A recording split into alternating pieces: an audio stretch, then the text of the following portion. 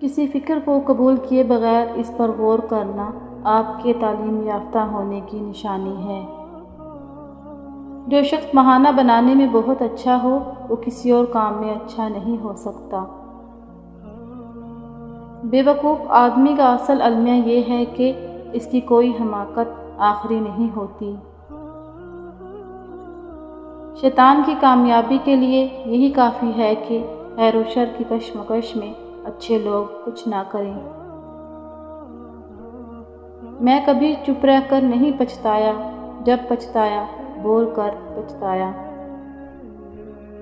جنت کا حقیقی مستحق وہ ہے جو قربانی کے درجے میں اس کا طلبگار بنے۔